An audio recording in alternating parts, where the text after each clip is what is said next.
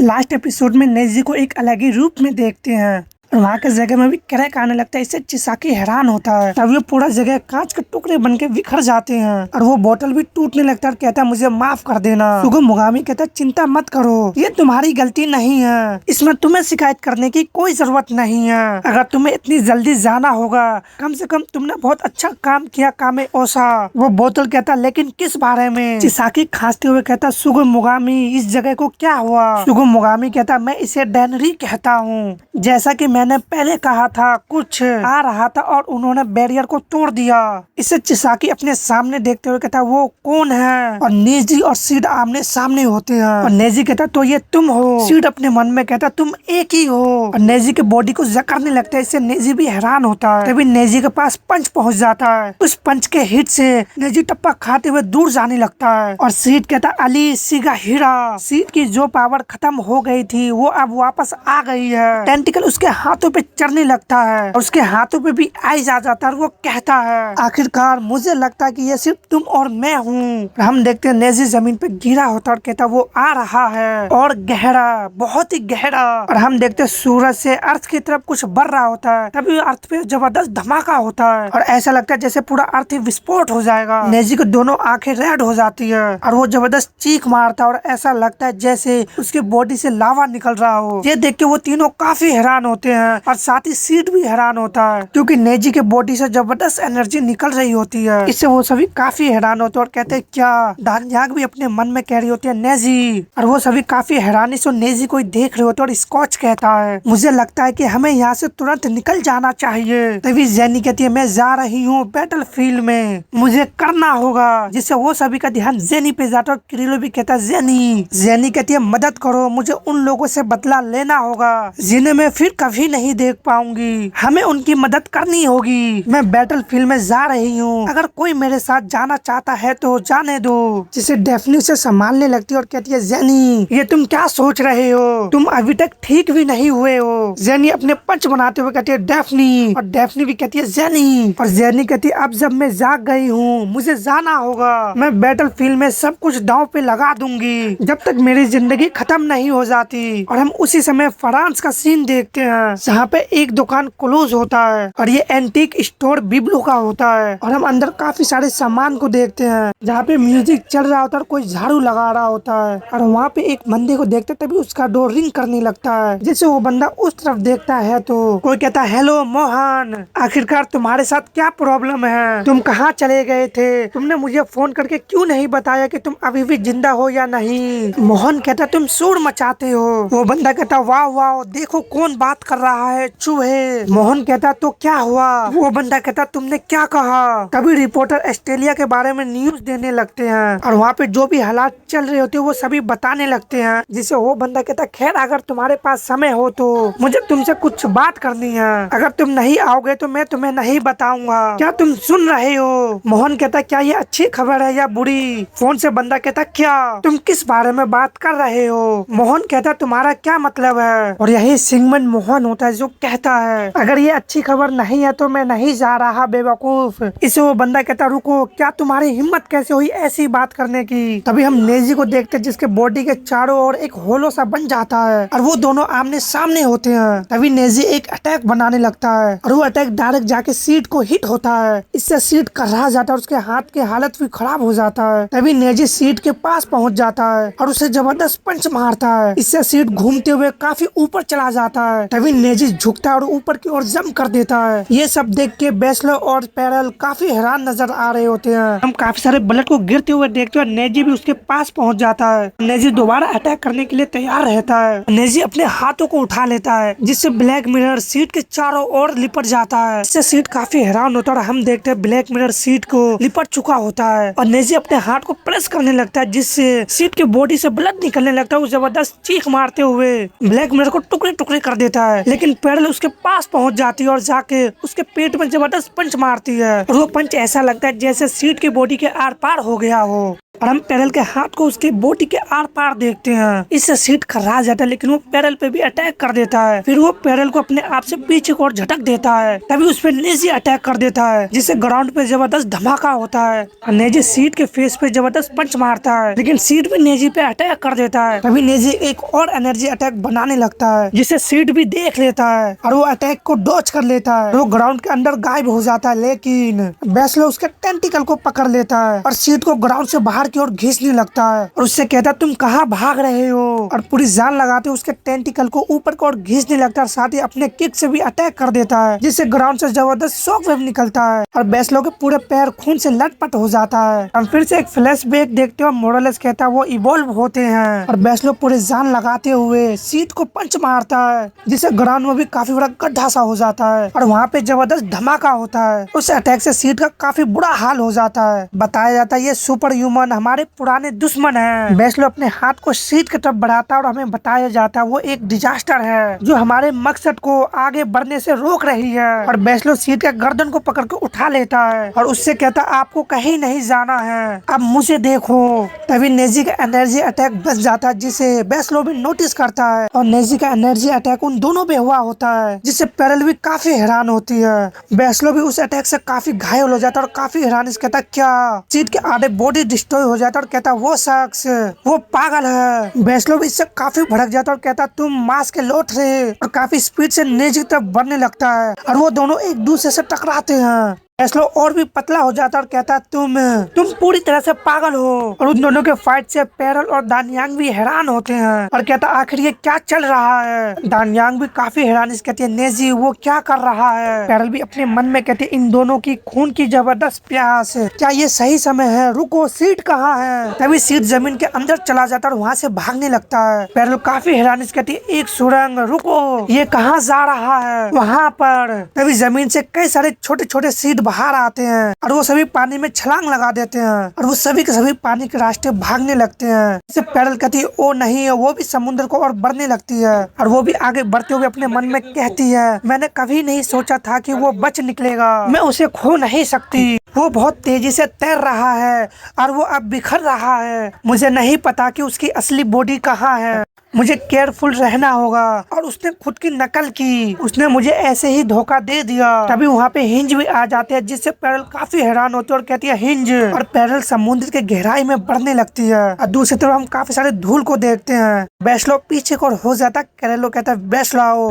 बेस्लो काफी गुस्से में होता और कहता रास्ते से अलग हटो, नेजी ये कोई खेल नहीं है, या तो तुम मुझे मार दोगे या हम दोनों ही मारे जाएंगे। सुगम मुगामी कहता वो विलान एक तरीका है जिससे हम उसे वापस ला सकते हैं, जिसे चिसाकी काफी हैरानी से कहता कैसे। और सुगम मुगामी हंसते हुए कहता है मैं अपने एक खिलौने को फिर से खेलने को कह सकता हूँ, लेकिन ये फैसला मैं तुम पे छोड़ता हूँ। जैसा कि मैंने पहले कहा उन खिलौनों को खेलना कहना थोड़ा मुश्किल है, क्योंकि अगर मैं ऐसा करूँगा तो परिणाम तुम्हारे सोच से भी कहीं ज्यादा होगा, बहुत ही ज्यादा दर्दनाक हो सकता है। चिसाकी कहता अब इससे कोई फर्क नहीं पड़ता, उसे बाहर निकालो, मैं इस बात से नहीं डरता कि अब क्या होने वाला है। इससे सुगम मुगामी अपनी बॉडी में हाथ डालने लगता है और हंसते हुए कहता है चलो मुझे तुम्हारा बच्चा वाला हिस्सा ज्यादा पसंद है, लेकिन मुझे लगता है कि मेरे पास कोई चॉइस नहीं है। और कहता शिनजोकू कागमी, हम देखते शिनजोकू एक मिरर जैसा होता है और कहता अनगेट यू। तभी ग्राउंड से ग्रीन स्मोक निकलने लगता है और ग्राउंड से कुछ बाहर आने लगता है, जिसे नेजी भी नोटिस करता है। तभी वो नेजी के चारों ओर फैलने लगता है। सुगम मुगामी कहता वो शख्स की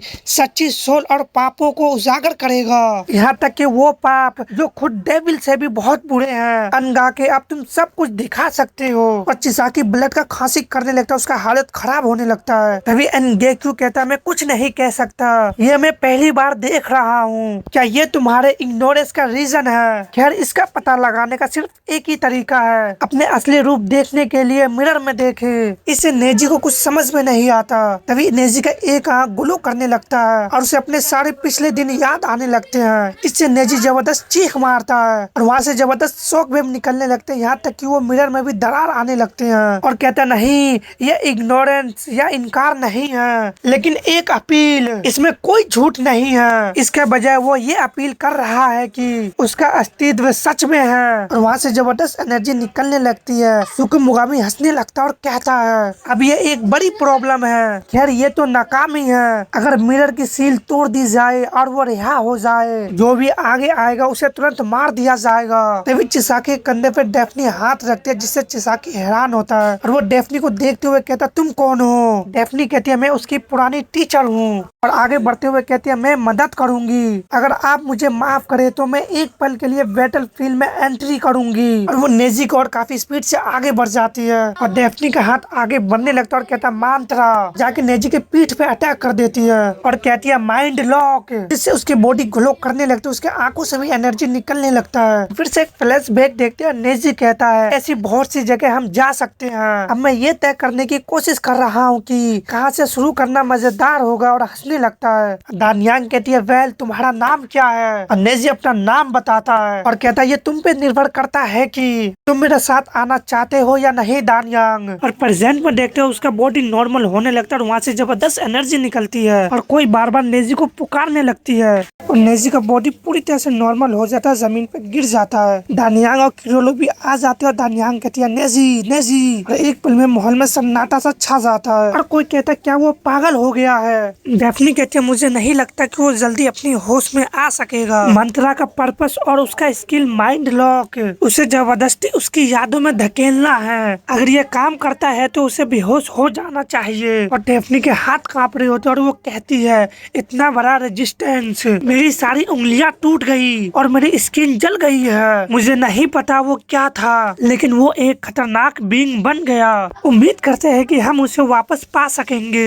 बेस्लो भी उसे देखते हुए अपने मन में कहता है शायद मैं हद पार कर गया, या शायद ये मेरी एबिलिटी का एक साइड इफेक्ट है। मेरी विजन धुंधली होती जा रही है। वो कंट्रोल की बाहर से पावर, क्या वही उसकी ओरिजिनल पावर है? अगर ये ऐसी चीज है जिसे वो कंट्रोल नहीं कर सकता, ये बाद में एक प्रॉब्लम होगी। बात को उसने अंजाम दिया है, उससे निपटना निश्चित रूप से सीट से भी मुश्किल था और उसकी पावर लगातार बढ़ती जा रही थी एक इम्पॉसिबल लिमिट तक। तभी किरिलो अपने आसपास देखते हुए काफी हैरानी से कहता क्या सीट कहाँ है? बैशलाव कहता वो भाग गया, जिससे किरिलो और दानियांग हैरान होते और बैशलाव कहता है वो पलक झपकते ही समुद्र में भाग गया। सेंट पेरल उसका पीछा कर रही है, लेकिन मुझे नहीं लगता। जेनी कहती है नहीं, सीट भाग नहीं सकता, चिंता मत करो। इससे वो सभी जेनी को देखने लगता और जेनी कहती है ये वॉर ऑलमोस्ट खत्म हो चुकी है। मैं सच में तुम सभी को नहीं जानती और मुझे नहीं पता कि हम सब एक साथ यहाँ कैसे पहुँच गए, लेकिन मेरी एक विनती है कि आप सभी मेरी बात ध्यान से सुने। तभी वो हिंज सीट के पास पहुँचने लगता है, जिससे सीट उसे देखता है और कहता है जैन सोनाटा। इधर पैरल भी काफी स्पीड से आगे बढ़ रही होती है। जेनी कहती है पैरल, पैरल भी कहती है अन्नी। जेनी कहती है सीट थक गया है और इसका मैन बॉडी पहले ही इसके बारे में जानता है। वो हिंज के पीछा से बच नहीं सकता, इसे मेरे लिए छोड़ दो, इस पर मुझ पर यकीन करो, प्लीज अब वापस आ जाओ। आलिया भी आगे बढ़ते हुए कहती है जेनी। जेनी कहती है वेलकम बैक आलिया, ऐसा लगता है जैसे हर कोई यहाँ है। आप प्लीज सुनिए, ये वॉर ये तो बहुत लंबे समय से चल रहा है और इसकी शुरुआत मेरे वजह से हुई। प्रशांत महासागर की फाइट के बाद मैं ऑस्ट्रेलिया पहुंची। मैं डेफनी से मिलने आई थी और मैं देखना चाहती थी कि यहाँ का हालात कितनी खराब हो गया है। शायद ऐसा इसलिए था क्योंकि जब मैं वहाँ पहुंची तो मैंने बहुत तेज आवाज की थी, लेकिन शुक्र है डेफनी ने मुझे तुरंत पहचान लिया। उसने मुझे छुपाया और अपनी पावर का यूज करके मुझे रिकवर किया। मन करता मैं हमेशा तुम्हारी श्रेणी रहूंगी। मैं कहना चाहती थी मुझे माफ कर दो और थैंक्स ऑस्ट्रेलिया समुद्र तट पर मुझसे मिलने के लिए। थैंक यू स्कॉच और आलिया डेफनी की मदद के लिए। वो इनह्यूमन वहाँ हर समय मौजूद थे। मैं जानती हूँ कि ये अचानक रेवोल्यूशन हो सकता है, लेकिन इन ह्यूमन का मकसद, उनका मकसद अपने स्पीसीज को सुपर ह्यूमन के सामने पावरफुल बनाना है। इसलिए जब मैं कमजोर थी तो उन्होंने मेरा पीछा ऑस्ट्रेलिया तक किया, लेकिन शुक्र है कि उनका प्लान सफल नहीं हुआ क्योंकि आलिया वहाँ थी। अगर आलिया नहीं आती मेरी रिकवरी ढंग से नहीं हो पाती और चीजें बहुत अलग हो जाती, क्योंकि उसने इस वॉर से पहले का कदम बहुत ही अच्छा लड़ा। मेरे पास आगे आने के लिए काफी समय था और फिर आलिया के साथ मेरे फाइट के बाद पैरल ने फाइट में हिस्सा लिया और पैरल के आने से उन्हें हराने की ओर हमारा कदम एक और बढ़ गया। हम में से हर एक ने काफी ज्यादा कोशिश किया है। मुझे पता है कि ये एक करीबी कॉल था, लेकिन तुम में से हर एक के रीजन ये वॉर जारी रह पाई और कभी रुकी नहीं। लास्ट में हम इस जगह पर एक साथ काम करने के लिए इकट्ठे हुए, कभी ना हारना। मैं ये बताना चाहता हूँ कि यही इसका मेन मकसद है, सुपर ह्यूमन अलायंस। हमारा मिशन अपने दुश्मन के खिलाफ जीत हासिल करना है। क्रिलो, जिससे क्रिलो हैरान होता है, वो कहती है जब मैं नीचे थी मुझे याद है तुमने क्या कहा था कि सीड जैसे और भी खतरनाक इन ह्यूमन का एक ग्रुप था। ये एक कल्पना से भी परे का नर्क है। लोग कहते हैं कि सिर्फ वही लोग इन ह्यूमन से लड़ सकते हैं जो सुपर ह्यूमन है। वो गलत नहीं है। इसलिए अगर सीड जैसे शख्स ग्रुप में घूमते हैं, क्या ये नहीं है सुपर ह्यूमन अलायंस के लिए एक अच्छा रीजन? उन्होंने जो नुकसान पहुंचाया है वो तो बस एक नमूना का एक छोटा सा हिस्सा है। दूसरे शब्दों में वो हेयर का एक भी रेस नहीं बचने देगा। हमारे पास है इस बैटल में पहले ही बहुत सारी कीमती चीजें खो दी गई है और बहुत ही जल्द हमें इससे भी बड़ी बेरहम नुकसान झेलना पड़ सकता है। वैसे मेरा मानना है कि मैं अलायंस का लीड करने के लिए बिल्कुल सही शख्स हूँ। मैं स्ट्रॉन्ग हूँ और मेरा स्किल बहुत ही पावरफुल है। हालांकि मैं ऐसी सिचुएशन में हूँ जहाँ मेरी बॉडी अंदर से पूरी तरह सड़ रहा है और मेरी बॉडी तेजी से क्यों टूट रही है, बाद में तुम्हें पता चल जाएगा ऐसा क्यों है आलिया। इससे आलिया काफी हैरानी से कहती है क्या? जेनी कहती है कुछ भी हासिल नहीं होगा और कोई भी पूरी सिचुएशन को नहीं समझता। इस बैटल में अगर आप उसे सेफ नहीं रखेंगे तो आप उसे खो देंगे। मुझे बस उम्मीद है कि ये संग उन सुपर ह्यूमन से भरा होगा जो इंसानों के लिए खुद को बलिदान करने के लिए तैयार हो और दुनिया को किसी भी दुश्मन से।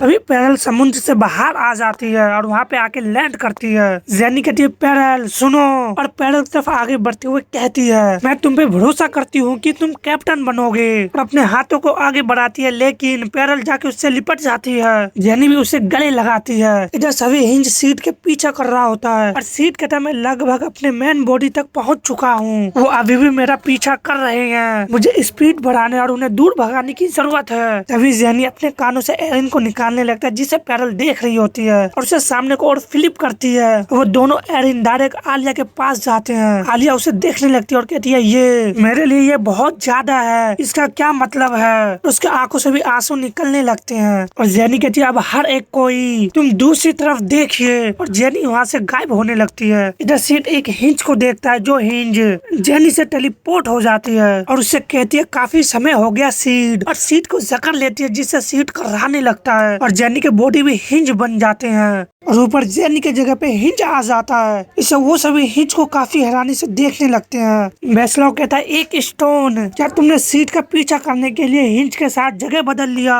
दानियांग क्रिलो भी ये देख के काफी हैरान होते हैं, साथ ही हॉर्न भी उस तरफ देखता है और ऐसा लगता है जेनी के छोटे फाउंडेशन दिखाई बिना ही उसे मार दिया गया है। और हमें बताया जाता है एक शांत हवा चली जबकि सब लोग जम गए थे।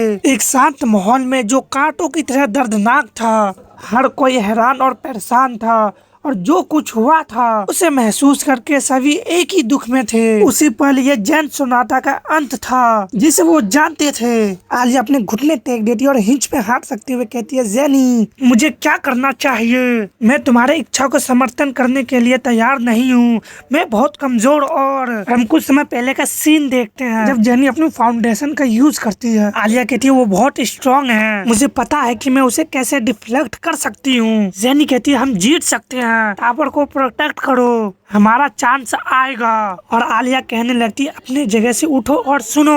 तभी जेनी कहती है आलिया कहो नहीं बताओ, कुछ कहने की जरूरत नहीं है, अब जीत हार की बातें करने का कोई मतलब नहीं है। अगर कोई माउंटेन चढ़ने लायक ना हो अगर तुम टूट गई तो सब खत्म हो जाएगा।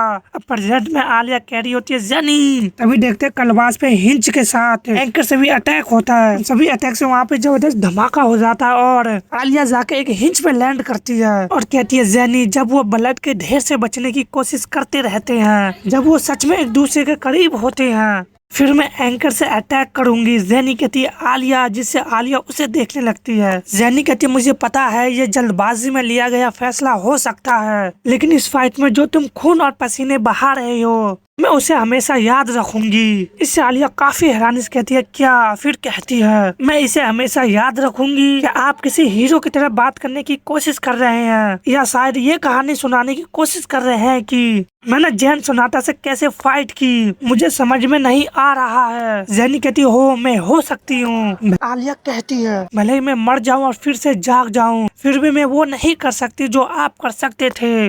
और काफी फूट फूट कर रोने लगती है। इससे वो सभी आलिया को देखने लगते हैं। उन सभी के आंखों में आंसू होते हैं और कहती है मैं अपना सबसे बेस्ट कोशिश करूंगी। तभी एक हाथ आलिया की तरफ बढ़ता और वो कहती है इसलिए मुझे उम्मीद है कि आप मेरा ध्यान रखेगी जेनी। और स्कॉच अपने बेटी को गले लगा लेता है। ये सब किरिलो भी देख रहा होता है और कहता है जैन सोनाटा। तभी वो काफी हैरान होता है और कहता है बेस्ट लाओ, क्योंकि बेस्ट लाओ काफी स्पीड से आगे बढ़ जाता है और वो एक जगह आके लैंड करता है। वो अपने सामने देखते हुए कहता है कहने दो कि अब तुम्हारा बदला खत्म हो गया है। और वो अली को उठाने लगता है और उससे कहता है हमने वॉर जीत लिया है, अब तुम शांति से अपनी आंखें बंद कर सकते हो। अली सलमा।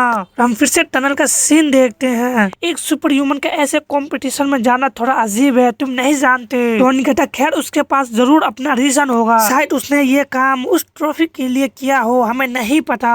एडियो कहता है ये तो बस तुम्हारी थ्योरी है, लेकिन वो शख्स एक बंदा फोन पे न्यूज देख रहा था जिससे वो दोनों ध्यान उस पे जाता और कहता क्या हुआ? वो बंदा कहता मुझे लगता है ये खत्म हो गया। और रिपोर्टर ऑस्ट्रेलिया के फाइट के खत्म होने के बारे में बताने लगता है। वो बंदा कहता है ऑस्ट्रेलिया बैटल और रिपोर्टर कहता है अब हमारी मेन हेडलाइन। और हम देखते हैं ग्रैंड मास्टर, हाइपीरियन और गैंग एक साथ बैठे होते हैं। और रिपोर्टर कहता है जो ऑस्ट्रेलिया में चल रहे संकट के बारे में है। अमेरिका अब स्पेशल फोर्स को रेड अलर्ट एरिया में भेज दिया गया है। जब सरकार बैटल से प्रभावित लोगों को राहत की चीजें बांट रही है, तभी हेलीकॉप्टर को भी तैनात किया गया है ताकि समुद्र तट पे हालात की जांच की जा सके। हालांकि अब सरकारी तौर पर बैटल खत्म घोषणा कर दिया गया है, लेकिन सरकार अभी भी दुश्मन के किसी अचानक हमले की संभावना से सतर्क है। ऑस्ट्रेलिया सेना हालात पर काबू बनाए हुए है और वार्निंग लेवल को भी कम नहीं किया गया है। अब ब्रेकिंग न्यूज के साथ ऑस्ट्रेलिया संकट से जुड़ी नई जानकारी सामने आई है। हमारे पास एक सुपर ह्यूमन है जो हमें बयान दे है। और एक रिपोर्टर पूछती है क्या आप प्लीज अपना नाम बता सकते हैं, क्या आप सवालों का जवाब दे सकते हैं? तो कोई कहने लगता सुपर ह्यूमन कहाँ है? और हम देखते हैं ये किरिलो होता है जिससे एक रिपोर्टर पूछ रही होती है आपसे मिलकर खुशी हुई, इस बैटल में आपकी कोशिश के लिए बहुत बहुत थैंक्स। क्या हम अभी सेफ है? क्या आप किसी तरह से सेंट पैरल से संबंधित है? मैं सबसे पहले ये पूछना चाहती हूँ कि क्या बैटल खत्म हो गया है? किरिलो अपने मन में कहता बहुत ही अराजक था और उनसे कहता वॉर खत्म हो गया है और फिलहाल हम सेफ है। मेरा नाम किरिलो है, मैं रूस से हूँ और सुपर ह्यूमन के साथ हमने सक्सेसफुल उन सभी इनह्यूमन पे कब्जा कर लिया है जिन्होंने ऑस्ट्रेलिया पे अटैक किया था।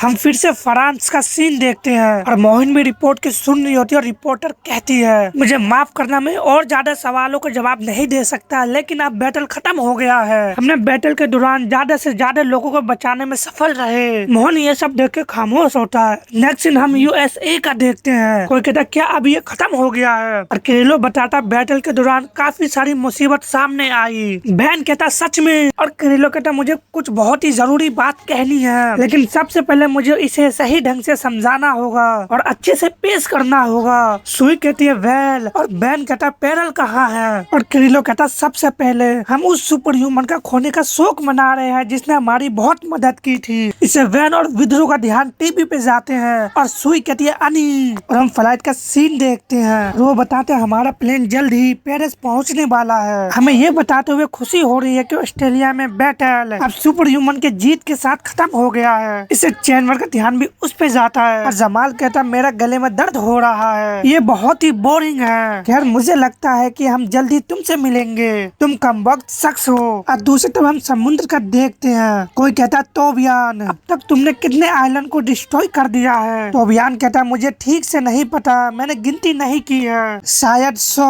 पेन कहता है ये बढ़ रहा है। मोरालेस कहता है तो बियान अपनी स्पीड को स्लो करो। लुक्का छुपकी का खेल बहुत हो गया, अब शरारत खत्म हो गया है, क्योंकि ज़कायाक भी उन सभी का इंतजार कर रहा होता है।